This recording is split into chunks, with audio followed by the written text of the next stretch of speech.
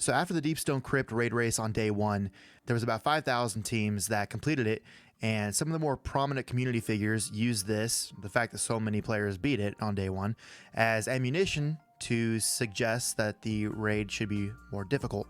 While I take no issue with the opinion that some would like, the raid to be more difficult or more longer, have more encounters, because I mean, let's be honest, after day one, when contest modifier is removed, which for those of you who don't know, contest modifier basically makes it so your light level's capped past at a certain point. So when you go into the raid, and the raid gets more difficult and the enemies hit harder, your light level, it's kind of irrelevant up to a certain point.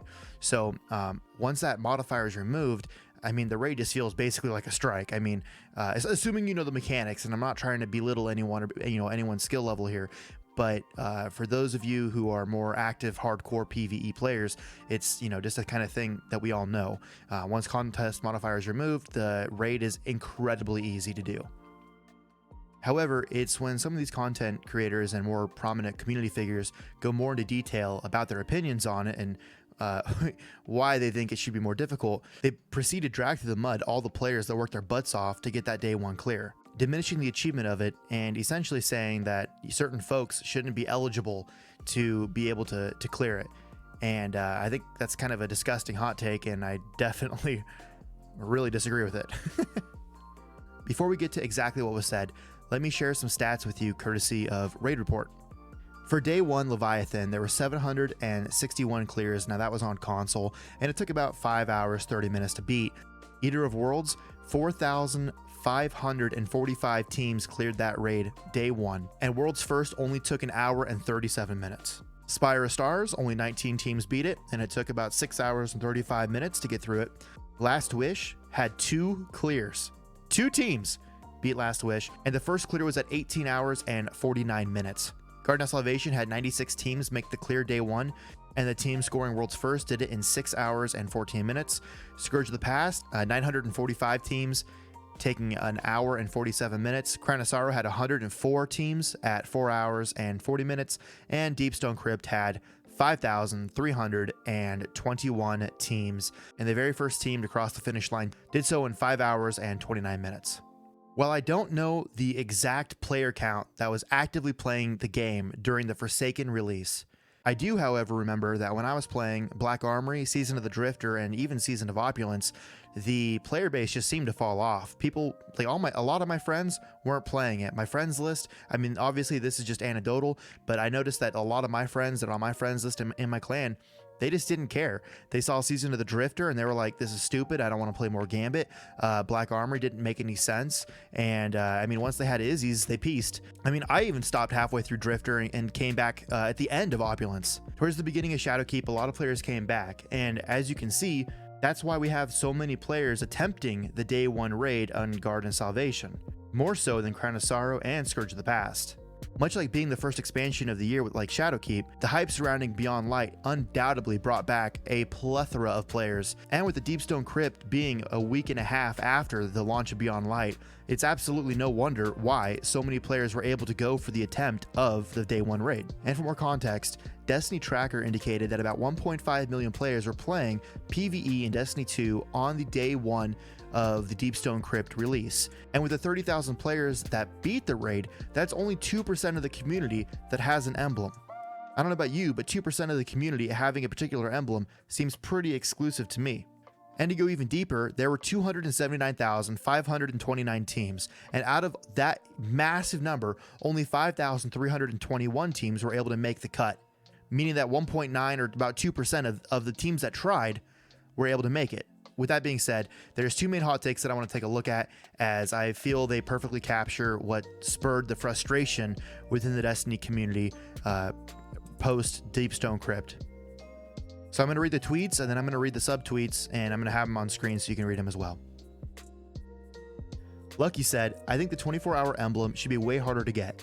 No, I'm not gatekeeping. I just want an emblem comparable to the ones before it, exclusive. And later on, in a response to me, he said, an LFG team shouldn't compete for the most competitive PvE activity in Destiny. There should be activities so difficult that you can't just mindlessly beat them. That is the purpose of a challenge. If you disagree, that's okay. It's all an opinion. Glad said, So I never really touched on this publicly yet, but the Deep Stone Crypt was a 9.5 out of 10 experience day one, but the difficulty felt off. It was easy to stay alive and didn't feel overly challenging from an underleveled perspective. I feel it should have felt more endgame. And then in a response post, he said, I mean this with no disrespect at all. A day one emblem shouldn't be a handout. It's the most prestigious PvE event in the game. It should reward preparation and hard work and time invested. When 5 to 6k teams get a day one clear and world's first is 6+ hours, something is off in my opinion. First off, Lucky, the definition of gatekeeping is, and I quote, the activity of controlling and usually limiting general access to something, unquote. That's like me saying, no, I'm not making a YouTube video talking about people gatekeeping emblems from the day one raid. I mean, I could say that, but I mean, like, okay. All right, there's one more thing I want to show you. Here's a list of all the videos that have to do with how to get ahead in Beyond Light, to include light leveling, to include weapon prep, to include getting ready for the Deep Stone Crypt. These are all things you could have used at your disposal to help you get ahead and prepare for the day one raid race. So when the game is at an all-time high in terms of players, and all the players have access to watch it being beat in real time, and with there being countless prep videos prior to the raid, and tons more, these are all things that dictate how players will be able to make it through the raid. Imagine if YouTube, Twitch, Facebook, all social medias went down for the day. How many players do you think would have been able to beat the day one raid, Deep Stone Crypt, blindly? Now I'm confident there likely still would have been plenty of players to see it through. But what I am saying is at the lower end, there's so many crutches for players of all skill levels in the community, it'd be shocking if we had another Last Wish scenario. I think everyone should be able to voice their opinion, and I value Lucky and Glad's, especially on how the raid could have been more difficult. What I don't respect and think is pretty shitty is the devaluing of other players' accomplishments by using solely the statistic of how many players cleared the raid, and then using that statistic to say that it's not hard enough. And basically insinuating that the players that squeaked by at the last moment and the group of friends who play this game but also work a full-time job and who aren't able to play this game for a full-time living shouldn't be able to beat this raid, as it should be an exclusive event for only the best players, ideally Lucky and Glad in this case. While I'd welcome the challenge of a much more difficult raid, not every raid can be Last Wish. And to quote Glad, whose raid team took 7 hours to beat the Deep Stone Crypt, it should reward preparation and hard work and time investment.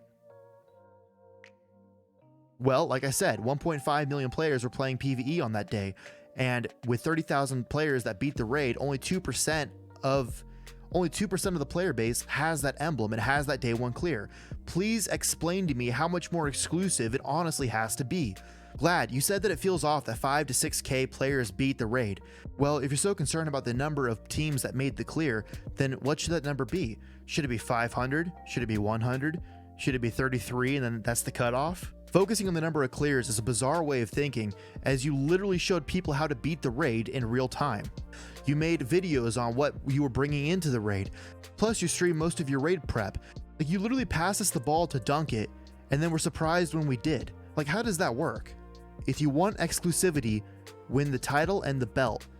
That alone is the most exclusive achievement in Destiny 2, not some cosmetic emblem. Yes, I know you have some belts and props on those accomplishments, and I'm not trying to single you out or call you out. I'm just commenting on what you said. Now, if you wish for the raid to be more difficult, have more encounters, harder mechanics, I'm with you. I agree. I think that'd be phenomenal, especially for the day one raid. But I'd ask that you don't make these points at the expense of players who took 4 days off to prep for the raid, grinded over 20 hours in the raid to have 3 of my team members say they had to go to bed, then to have to rely on LFG, have my game crash at the final stand on the final boss 23 hours in, then have 2 of the 3 LFG people leave because they got what they came for, have to find 2 more players within the last 45 minutes to spare, and beat the final encounter with 7 minutes left. I chose to play with my friends over asshats who may have been more skillful, sure, but the path I chose and the accomplishment of completing the raid means so much more to me than just beating a game. Although my entire friend group wasn't able to beat the raid on day one, I learned from the experience, and I'm proud that I raided at their side and that they gave it their best. In a gaming franchise with over 6 years of catering to casuals, with Last Wish being the anomaly, could the raid have been harder? Absolutely. I would have loved it. But do we need to belittle others for getting the clear, regardless of their skill level? Now, in closing, I'm going to read a tweet that Fitzy said in a response to Glad. I think it's a good thing that there were many day one clears. It shows a lot of interest in doing them. Pandemic, 10 days to level, lots of variables. Just remember, people who attempt and clear a day one raid are probably inspired by you and others. Don't diminish the achievement. If you need people to raid with, hit me up. Peace. Almost. Come on, man. Just a bit. Come on. Yeah. Yes. Nice. Let's go. Yeah, dude. Oh, holy Oh shit. my gosh. 50 minutes before reset. Nice. Oh my god, guys. Thank you so much for inviting me. Good Thank job, you so Gamer. much for inviting me, man. You're the hero, Thanks man. for joining us, man. Oh, it's not all for nothing. Jesus Right. Christ. Try to come up to his chest and then Dude.